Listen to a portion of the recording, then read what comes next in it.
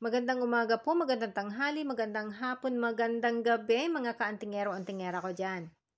Ang video po na ito ay tungkol sa Good Friday na magiging collection natin or ninyo na agimat ng tubig. Kung papaano po tayo makakakuha ng tubig na nagtigas during Good Friday. So, ang hindi ko po alam kung narinig na ninyo ito, pero sa mga Batikanong antingero po, na nila ito, ginagawa na nila ito. Ito po ay lumang practice na po ito. So, isinishare ko lang ito sa inyo para makatulong naman at magkaroon naman kayo ng inspirasyon kung papaano nga makakuha ng kung ipagkakaila sa inyo na makakuha ng tubig na nagtigas. So, yun ang tinatawag na isa sa tinatawag na mutya ng tubig. Pero hindi po yun yung clear quartz na crystal, yung clear quartz po na na pag nilagay mo sa tubig, wala na siya. O kaya yung mga bilog-bilog na na mutya ng tubig, hindi po siya yon. Ito po ay talagang ganito pong tubig, ganito na nagtigas. So, ang bibihira po ang nakakakuha niyan kasi tiyaga talaga. So, ang iba po na try ng years and years and years na subok kung makakakuha sila. Pero, meron pong nakakakuha, merong hindi.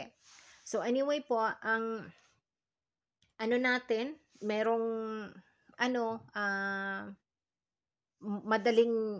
madaling pamamaraan, merong traditional na pamamaraan. So, unang-una po sasabihin ko sa inyo ang traditional na pamamaraan. Kapag meron pong anong tawag dito, yung batis ba yun, or sapa, sapa or bubon. So, make sure na hindi kayo mahulog ha, hindi yung safe kayo kapag kayo magawa ng ganito. So, yung yung tubig,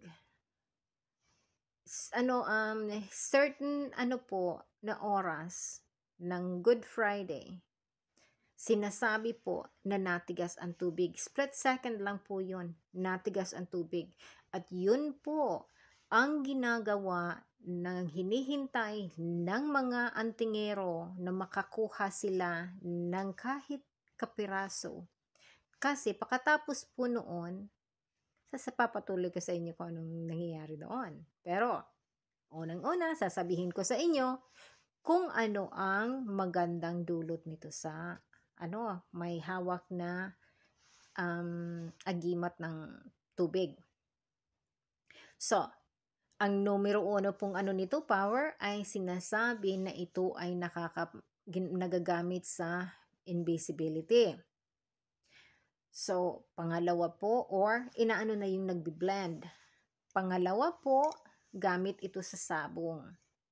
Kasi hindi raw nakikita ng manok yung kalaban. Ay, hindi nakikita ng kalaban yung manok. So, tapos ang pangatlo po ay magandang pangontra. Hindi po hindi panggamot, pangontra. So, ito po ay ginagamit na pangontra para sa iyo lamang po ito. At kailangan na hindi ito makita ng iba. Sa iyo lamang po ito, So, yun po ang tatlong pinaka mabisa na gamit ang tubig. Mutya ng tubig, yung nagtigas na tubig sa Good Friday. So, ito po ay information lamang na base sa narinig ko or na maybe na experience ko din. Pero ginawa ko po ito nung naandyan pa ako sa Pilipinas. Teenager pa po ako noon nang ginawa ko ito. So, kasi nasa bundok po kami, tapos may batis so sa sa oras ng sa oras ng Holy Week and ng Good Friday. So nagpatak na ng Good Friday ng Biyernes Santo, Biyernes Santo ang umaga. So siguraduhin mo po na meron na kayong naka-prepare na tubig or meron ng alam niyo na kung saan kayo pupuntang batis. So doon po bago mag 3:00 ng hapon, dapat na na kayo, nakaposisyon ka na po nakaposisyon ka na. So, respeto po, walang ingay, walang tawanan, walang sigarilyo, walang mura, wag magsasabi ng mga swear words, basta tuninong or quiet po. Quiet talaga, pagpatak ng ng 3:00, dapat talagang tuninong na tuninong kayo, wala ingay. So, ang ang turo po sa amin or sa akin yung ginawa ko noon, pa lang 2:30 pa lang po na andun na ako sa batis. Kasi syempre kung ano mang mga bato, mga mutya na pwede kong makita, yung pinupulot ko na po yun noon. So kasi minsan may makikita ka naglulutang na bato, oh wow, ang ganda naman ito. Kasi bata pa po ako noon, marami akong curiosity. So yung kinukuha ko sa marami akong kolektang mga mutya. So tapos ang gagawin mo po ang gagawin mo 2:30 pa lang pumunta ka doon kung gusto mong mag-isa ka lang or kung gusto mong may mga kasama ka, pero siguraduhin mong sabihin mo na walang ingay. Talagang walang ingay. So, upo ka po doon, hanap ka ng lugar na malapit sa tubig, yung abot mo lang yung tubig, So, kung abot mo yung tubig, madali mong masarok. So, kailangan po magdala ka ng yung maliit na piko na yung pangganon po, yung pangganon yung pang tipak. So, ang ganito po, so, sisiguraduhin mo na may relo ka, Pero kung wala ka naman pong relo, aanuhin mo po, papakinggan mo ang kapaligiran mo. Importante po ito, papakinggan mo ang kapaligiran mo kasi bago mag 3:00 po, ang lahat wala ng ingay. So, bakit sinasabing 3:00? Kasi yun po ang paniniwala na si Jesus, nung ipinako sa cross, 3:00 nawalan siya ng malay, ng Biyernes Santo. So, kaya po, kahit mga ibon, kuliglig, wala. Kahit manok, wala talaga siya. Kahit hangin, wala po siya. Tigil po. So, ito po ang bago segundo ang natin dito, pinag-uusapan hindi minutes. Segundo. Segundo lang po. Meron ka lang split second na tinatawag na makakuha na tubig na nagtigas. So, kasi po, sa oras na pagpatak ng 3:00, eksakto, ang lahat tumitigil. Tigil po yan. Tigil ang tigil ang lahat po, split second lang po yan Tigil ang hangin, tigil ang lahat po nagtigil. Kasi yun po yung paniniwala na namatay si Jesus sa cross. So, yun po ang iti-take advantage mo po na kumuha ka yung yung piko, yung pangganon, mo po ng ganyan mo sa tubig, yun, meron kang maririnig na na tipak. So, sana makita mo yung natanggal.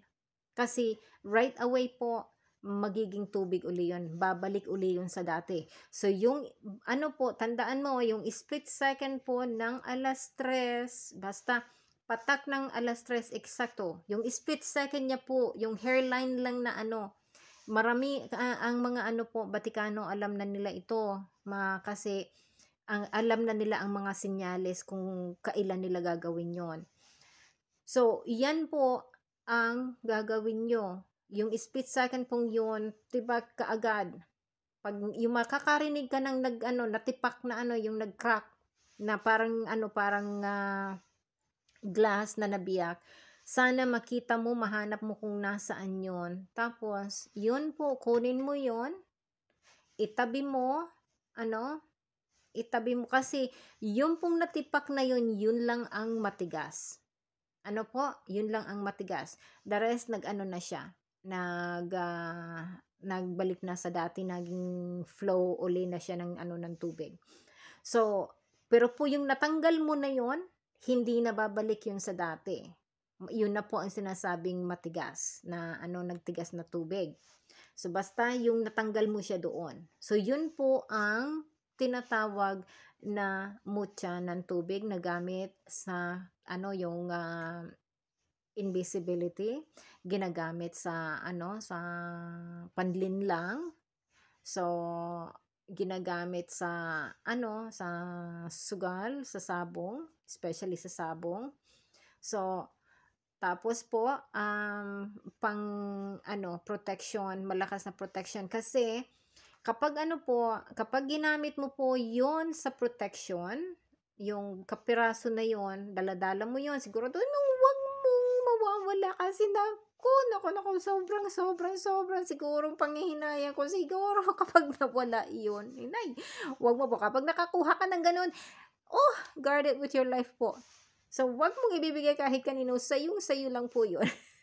So, anyway po, kapag ginamit mo po 'yan sa protection right away, mararamdaman mo na yung mga tao na may mainit ang mata sa iyo para po siyang nabait sa iyo.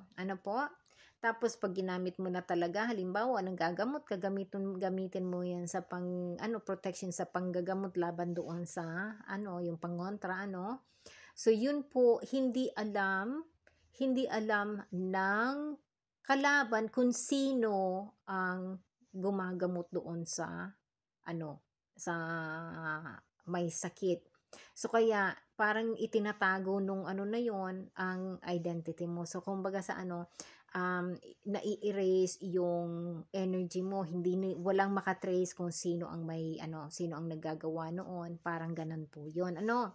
So kung gagamitin naman po sa sabong, yung yung piraso po na nagtigas, ilagay po yun sa tubig.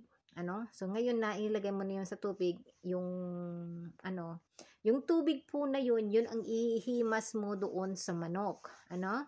So, hindi ko po isinasuggest na gawin yan, pero iyan po ang alam ko na ginagawa. Tapos, kapag gamitin po sa invisibility, yun, ganun din po, pero inaano ko naman na siguro hindi maganda na gamitin sa invisibility kasi depende kung anong area ang gagamitan mo noon, di ba? So, pero ginagamit din yan sa tigal po. So, anyway po, sana nagustuhan ninyo ang video na ito kasi ito po ang isang classic but very powerful pong agimat kung magkaroon kayo nito. Ito po ay napakalakas at talaga po itong pag sinasabi nito meron ang tao ng agimat ng tubig yung nakakuha ng ng tubig, nakakuha na ng tigas ng tubig, yung kapiraso noon, ay nako po. Talagang ang niyan, ang manggagamot niyan or ang antingero niyan, talagang namamagayway siya. Talagang napakalakas po. Talagang powerful po talaga siya. Alam na alam niyo yan. Malalaman niyo ang manggagamot na meron yan. Kahit hindi nila sabihin. Kasi yun po ay, pag meron ang isang tao niyan, dapat talaga ingatan kasi yan po ay napaka importanteng bahagi ng collection. Anyway po, God bless you all. Have more magical day and more blessing po sa ating lahat. Bye!